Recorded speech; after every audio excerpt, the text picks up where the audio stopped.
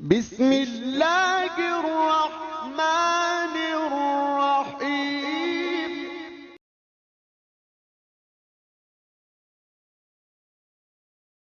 الحمد للہ وحدہ والصلاة والسلام علی من لا نبی بعدہ، اما بعد فاعوذ باللہ من الشیطان الرجیم، بسم اللہ الرحمن الرحیم۔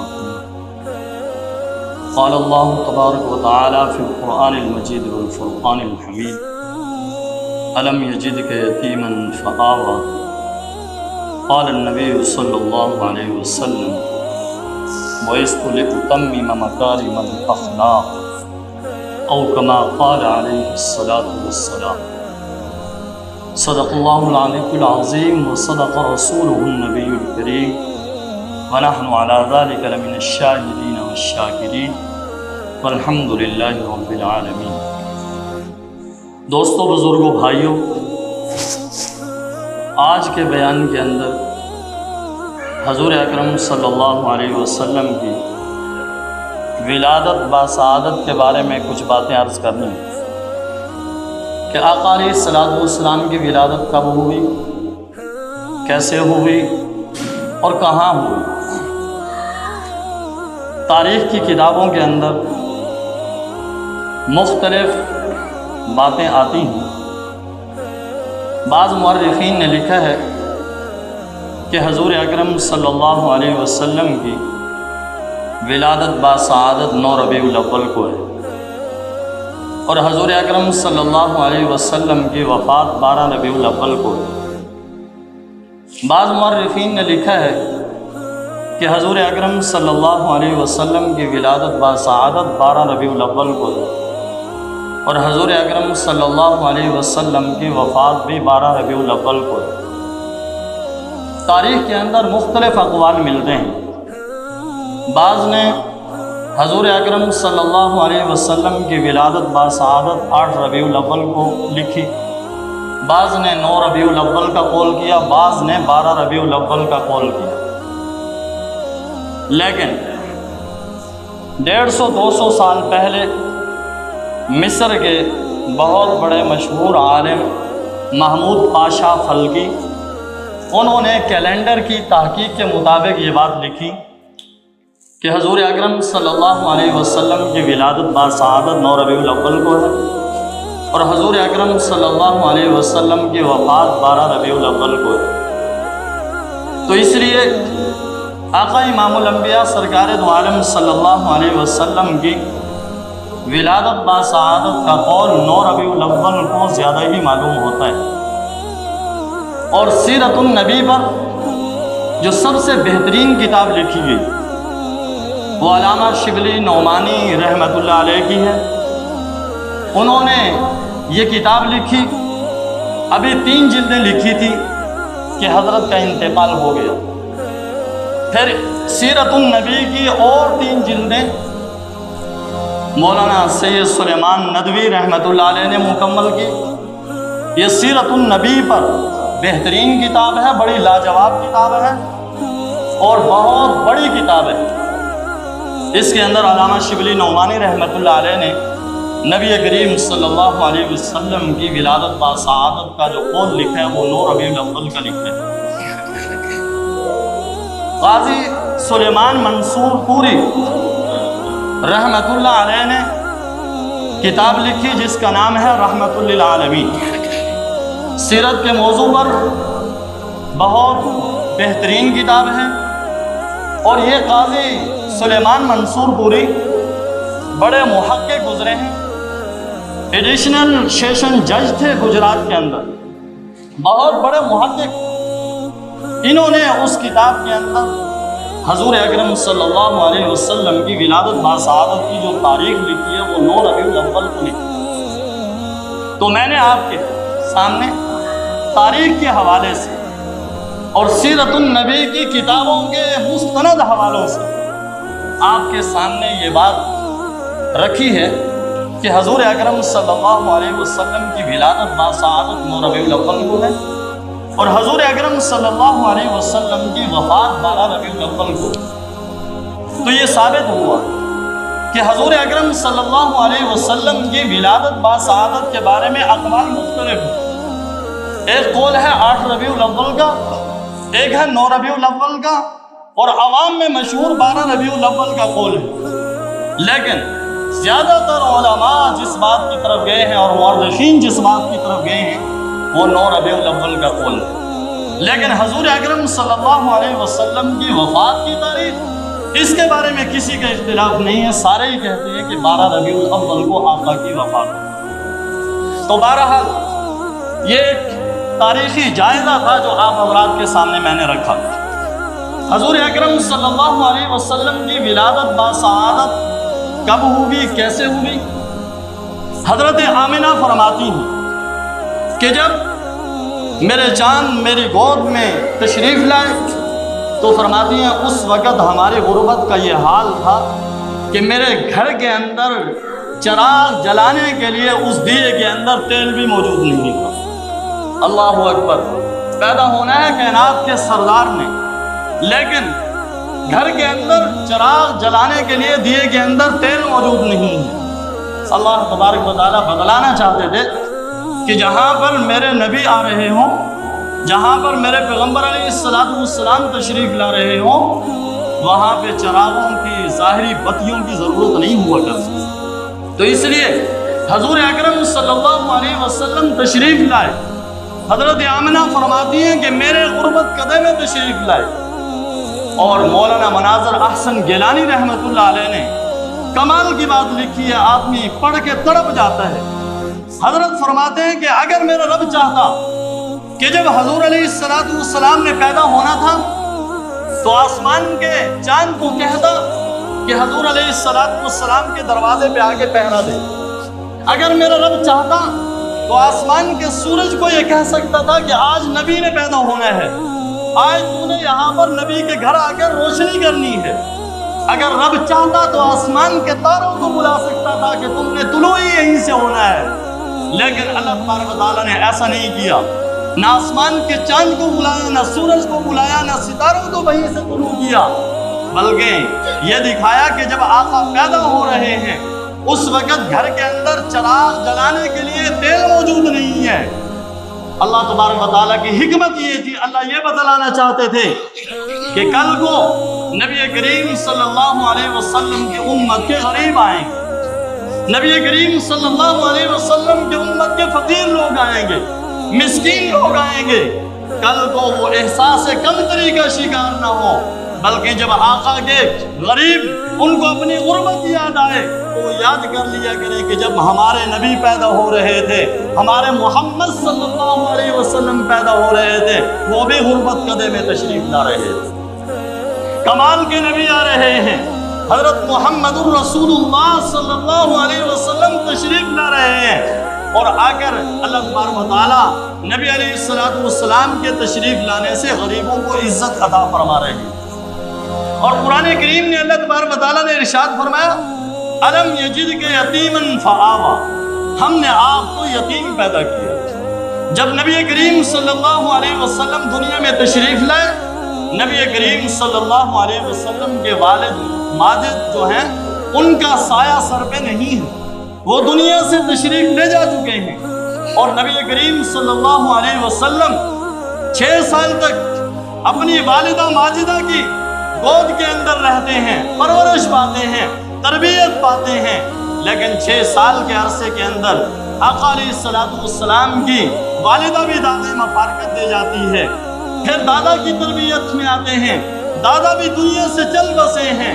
اللہ تبارک و تعالیٰ بتلانا یہ چاہ رہے ہیں، میں ایک ایک سہارا چھین کے یہ بتلا رہا ہوں، کل کو محمد عربی صلی اللہ علیہ وسلم کے اندر جو کمال نظر آئے گا، بچے میں جو کمال ہوتا ہے، ہر آدمی کہتا ہے یہ والد کی وجہ سے ہے، یہ دادے کی وجہ سے ہے، یہ نانے کی وجہ سے ہے، یہ فلاں کی وجہ سے کمال ہے۔ اللہ فرماتے ہیں کل کو کوئی میرے نبی کے بارے میں یہ نہ کہے یہ والد کا کمال ہے، یہ والدہ کی تربیت ہے، یہ دادا کی تربیت ہے، نہیں، بلکہ جب اشارہ کریں تو کہیں خود محمد کو اللہ نے تربیت کی۔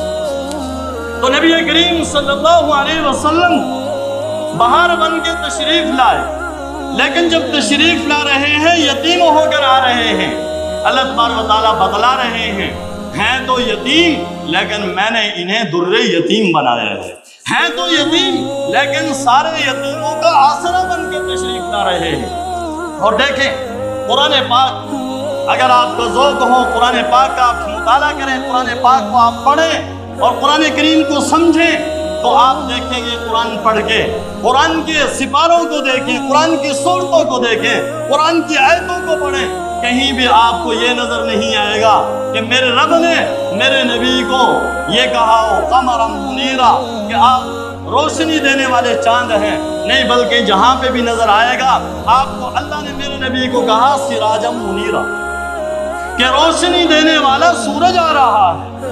اللہ اکبر۔ علماء کرام نے بڑی حکمتیں لکھی ہیں کہ اللہ تبارک و تعالیٰ نے حضور اکرم صلی اللہ علیہ وسلم کو سورج سے تشبیہ کیوں دی ہے، چاند سے تشبیہ کیوں نہیں دی؟ اس لیے کہا جاتا ہے چاند سے تشبیہ دینا بھی بھلا کوئی انصاف ہے؟ چاند کے چہرے پہ چھائیاں ہیں، مدنی کا چہرہ صاف ہے۔ تو اس لیے نبی کریم صلی اللہ علیہ وسلم کو اللہ تبارک و تعالیٰ نے روشنی دینے والا چاند نہیں کہا بلکہ روشنی دینے والا سورج کہا ہے۔ دارالعلوم دیوبند کے محتمم قاری محمد طیب صاحب رحمۃ اللہ علیہ نے اسی ایک لفظ سراج منیرہ پہ 250 صفحے کی ایک کتاب لکھی۔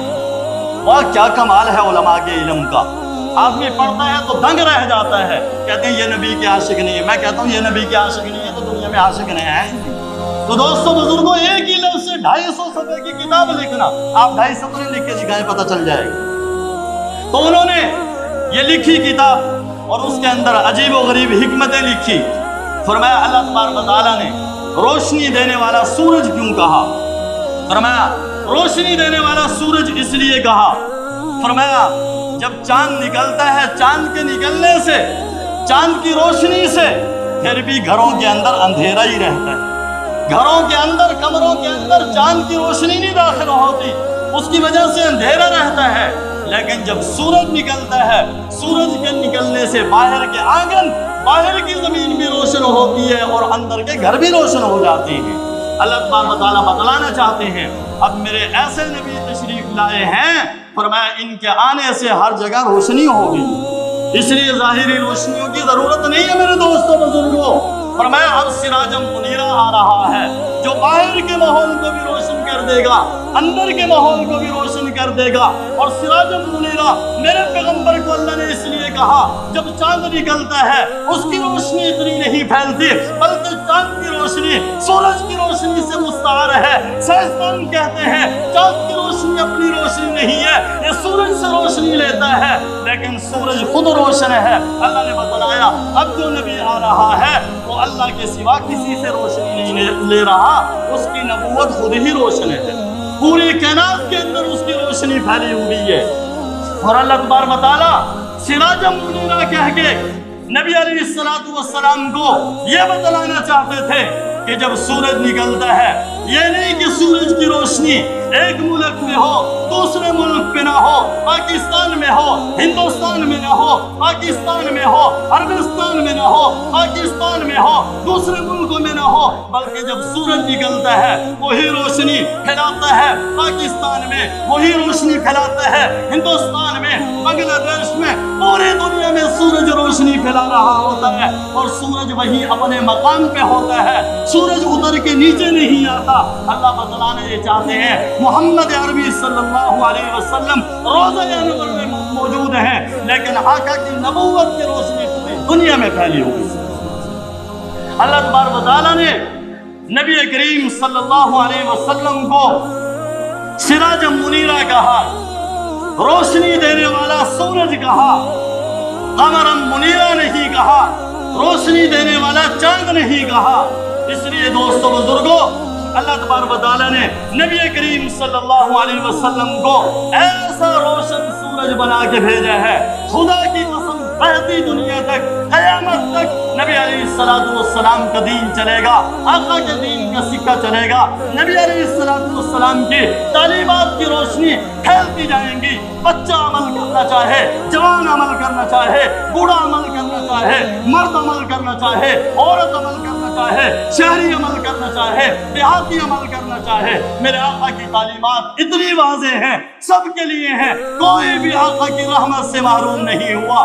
شہری بھی حصہ پا رہا ہے، دیہاتی بھی حصہ پا رہا ہے، عام آدمی بھی حصہ پا رہا ہے، مزدور بھی حصہ پا رہا ہے، کسان بھی حصہ پا رہا ہے، تاجر بھی حصہ پا رہا ہے، علماء بھی علم کی روشنی حاصل کر رہے ہیں۔ فرمایا سارے طبقے حضور کی نبوت سے روشنی حاصل کر رہے ہیں اور قیامت تک روشنی حاصل کرتے رہیں گے۔ اللہ اکبر۔ جب آقا تشریف لائے ہیں، غربت قدے میں تشریف لائے ہیں، غربت ہے، بتلایا میری امت کے غریبوں پریشان نہیں ہونا۔ جب تمہارا نبی آ رہا تھا اس وقت بھی غربت تھی، لیکن سارے جہان کے لیے بہار بن کے تشریف لایا، سارے جہان کو آ کر روشن کر دیا، منور کر دیا، سارے عالم میں اجالا پھیلا ہے نبی کی نبوت کا۔ رہتی دنیا تک نبوت کی شعائیں، نبوت کی کرنیں ساری دنیا میں پڑتی رہیں گی۔ علماء کے سینوں پہ پڑی، فقہاء کے سینوں پہ پڑی، محدثین کے سینوں پہ پڑی، انہوں نے علوم نکالے، قرآن سے علم حاصل کیا، نبی کے فرمان سے علم حاصل کیا، دنیا کو نکال کے مسئلے دے رہے۔ یہ نبی کی نبوت کی برکت ہے۔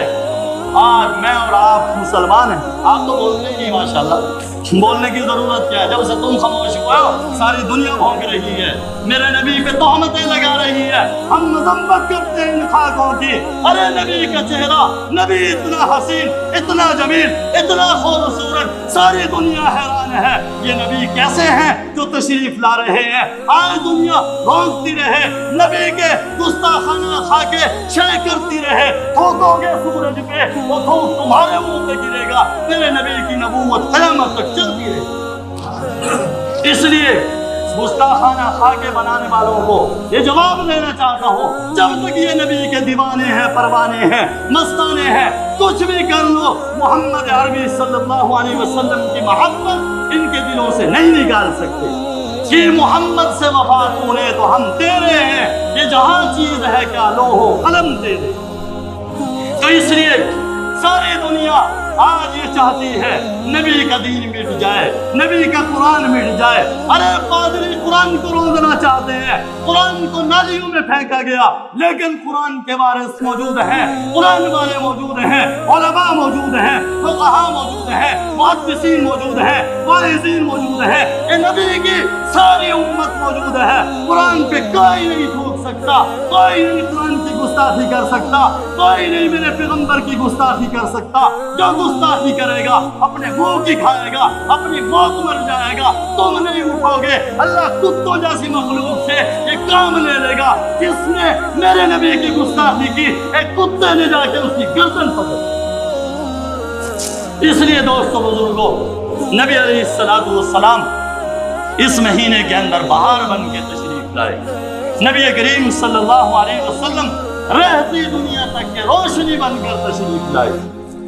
اس لیے ساری دنیا چیخ رہی ہے اور مٹانا چاہتی ہے اس کو، لیکن نبی علیہ السلام کی نبوت کی کرنیں یہ روشنیاں پھیلتی رہیں گی، بڑھتی رہیں گی، اسلام پھیلتا رہے گا، بڑھتا رہے گا، قرآن پھیلتا رہے گا، بڑھتا رہے گا۔ جو جو سائنس ترقی کرے گی، قرآن کے علوم کھلتے جائیں گے، میرے نبی کی نبوت کی زبان کی تصدیق ہوتی رہے گی، قرآن کی تصدیق ہوتی رہے گی۔ نہ نبی کی نبوت کو، نہ نبی کے صحابہ کو، نہ نبی کے اہل بیت کو کوئی ان امتیوں سے جدا کر سکا ہے، نہ ان امتیوں سے قرآن کو جدا کر سکتا ہے، اور نہ قیامت تک کوئی جدا کر سکے گا۔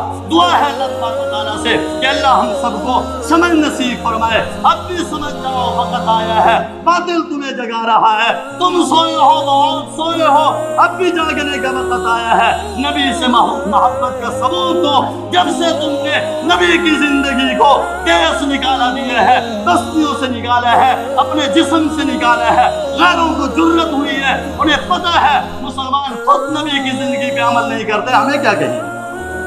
اس لیے آج سے عہد کرو، ہم نبی کے وفادار امتی ہیں، نبی سے وفا کرنے والے ہیں، اور آئندہ عہد کرتے ہیں تم جتنے گستاخانہ خاکے بناؤ، لیکن ہم چہرے پہ سنت رسول سجا کے بتائیں گے یہ محمد ہی جا رہا ہے۔ مٹاؤ کتنوں کو مٹاؤ۔ ٹکراؤ لو، مارو کتنوں کو مارو گے، یہ قرآن مانا جا رہا ہے، یہ نبی کا دیوانہ جا رہا ہے، یہ صحابہ کا پروانہ جا رہا ہے، یہ اہل بیت سے محبت کرنے والا جا رہا ہے، انہیں کوئی نہیں مٹا سکتا۔ قرآن بھی باقی رہے گا، نبی علیہ السلام کا فرمان بھی باقی رہے گا۔